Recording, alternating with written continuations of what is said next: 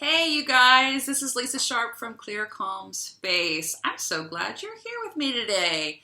I had an interesting thought yesterday when someone mentions, well, let me just read this. I'm just going to read you something real quick, okay? Hang on a sec. Okay. So yesterday on my Facebook account for Clear Calm Space, I posted something that says, your bedroom is the most sacred spot in your home. Even though most people don't see your bedroom, don't treat it like an afterthought or a place where you can just stash and hide your stuff. Be respectful of yourself and treat this room with the love and attention that you deserve. So I got some interesting feedback on it, and one question stood out to me. Someone said, so what if I feel like I treat my side well, and hypothetically, I feel my partner should be showing his side a little bit more love and respect. Hypothetically, of course. Ha, ha, ha. So, I get this question all the time. So I thought, well, I'll just answer it via video.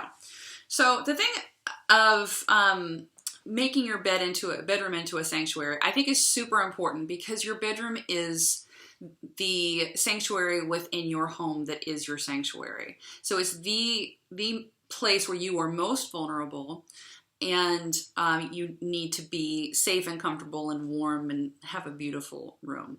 So, and a lot of the time people will just pitch everything into their bedroom and close the door because nobody sees it, right? But that's the problem, is that you actually see it. You and your spouse and probably other members of your family see it, but you deserve to be in a room that's beautiful.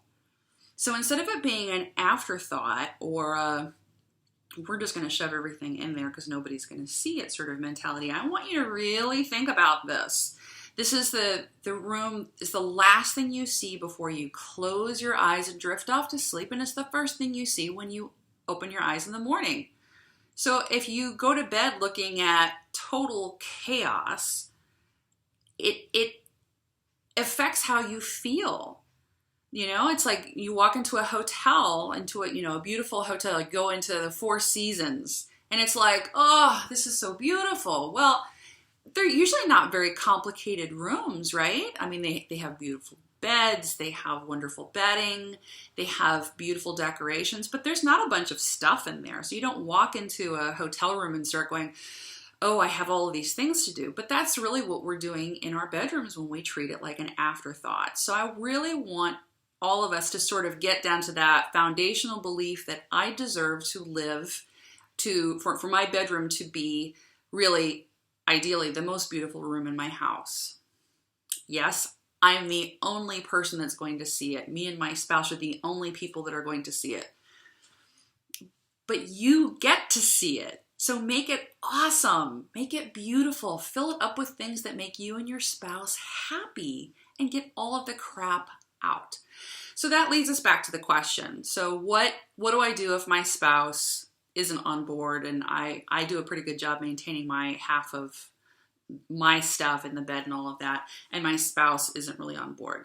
Well, the fact is that we can really only ever change our own behavior. So stick with that.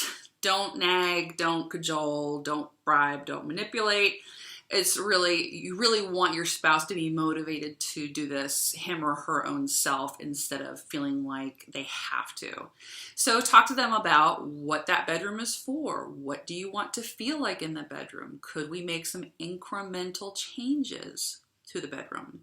Look at what are the purposes of that room? You know, do we do work in there? Do you bring your work? Do I bring my work in there? Do we have so many books that it's a freaking library?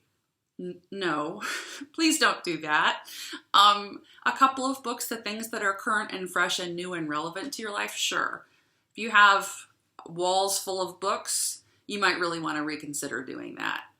It really basically says that my attention is divided in this room, and it's really not about rejuvenation and reconnecting with my partner. It's about books. And,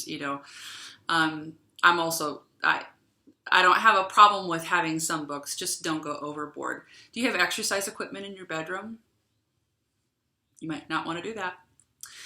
I understand that we want to sort of we tend to take spaces and turn them into a lot of different categories. You do this and this and this and this and this in this room. Don't in your bedroom. Do it in another area of your house. Carve out another area in your house. So lead by example with your spouse. Don't nag. I know how frustrating it is. And be respectful of, it's their stuff. They're allowed to have their own stuff. But talk about what are the purposes of this room and what do I want our bedroom to feel like?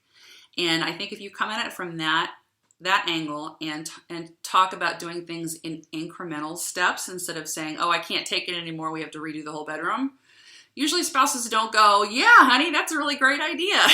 They usually go, well, I like my stuff and don't throw away all my stuff, and and they kind of dig their heels in and get territorial, which is completely understandable. What if that person came to you and said, started like telling you how to deal with your stuff? You probably wouldn't like it, even if there was a grain of truth in what they were saying. So I hope that's helpful. I love hearing your questions. I'm always happy to help. You can reach me at lisa@clearcalmspace.com if you want to drop me an email, or you can find me at www.clearcalmspace.com. And I always love hearing from you. So take care. Bye.